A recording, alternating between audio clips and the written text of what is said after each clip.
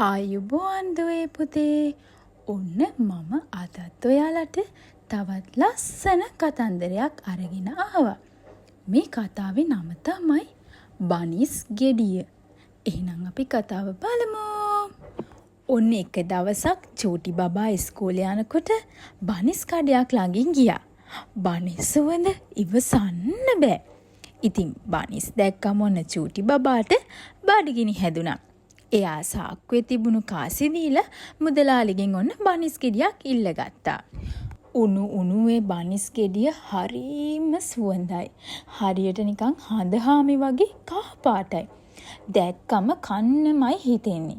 ඉතින් චූටි බබා ඒක කන්න හදනකොටම කොහෙදෝ හිටපු කාක්කෙක් එතනට ආවා. කාක්කා ඔන්න චූටි බබාගේ අතේ තිබුණු බනිස් ගෙඩිය හොටෙන් උදුරගෙන ගියා කියන්නකෝ. අනේ මගේ බනිස් ගෙඩිය දෙන්න කියා ඔන්න චූටි බබා කාක්කගේ පස්සෙන් දිව්වා. ඔන්න චූටි බබා පස්සෙන් එනවා දැකලා කාක්කා ටික කලබල වුණා. කාක්කට කාක්කා කියලා කියුණා. ඔන්න එතකොටම කටේ තිබුණ බනිස් ගෙඩිය හොටෙන් බිමට වැටුණා. බනිස් ගෙඩිය රෝදයක් වගේ බිම දෙගියේ පෙරලි ඔන්න කන්ද පල්ලෙහාට ගියා. ඒ වෙලාවේ කන්ද පහල සෙල්ලම් කර හිටියා වලස් බබා. වලස් බබා මේක දැක්කා. මොකද්ද මේ පෙරලි එන්නේ? වලස් බබා සෙල්ලම නවත්තලා බැලුවා. මේ අහසින් හඳහාමි නේද පෙරලි එන්නේ? වලස් බබා හඳහාමි කියලා බනිස් ගෙඩියට රැවටුණා. එයා ඉක්මනටම බනිස් ගෙඩිය අහුලලා අතට ගත්තා. අනේ හඳහාමි හරීම සිනිඳුයි. පුළුන් වගේ. හරිම සුවඳයි.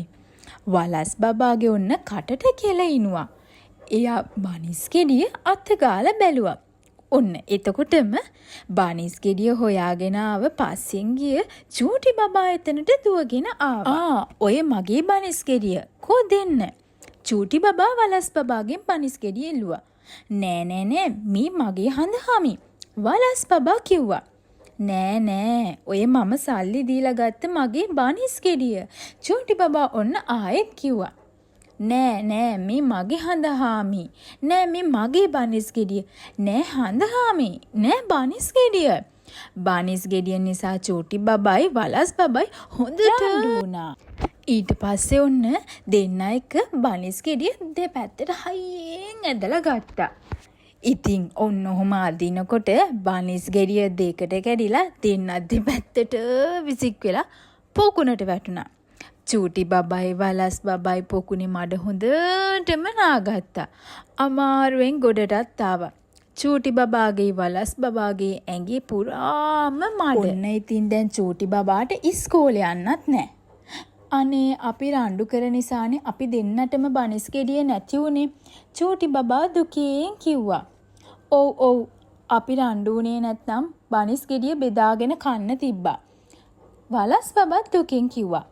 ඊට පස්සේ අපි දෙන්න කවදාවත් රණ්ඩු නොවි ඉඳිමු. දෙන්න ඔන්න කතා වුණා.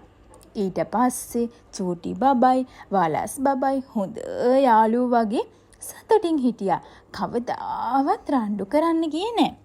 ඉතින් දුවේ පුතේ අපි හොඳ යාළුවොත් එක්ක කවදාවත් රණ්ඩු කරන්න හොඳ නෑ. බෙදාගෙන කෑම උනත් කන්න ඕනේ. ඔන්න ඕකයි අද බනිස් ගෙඩියේ කතාව. ඉතින් ඔයාලා මගේ මේ වගේ කතන්දර අහන්න කැමති නම් මගේ channel එක subscribe කරන්න.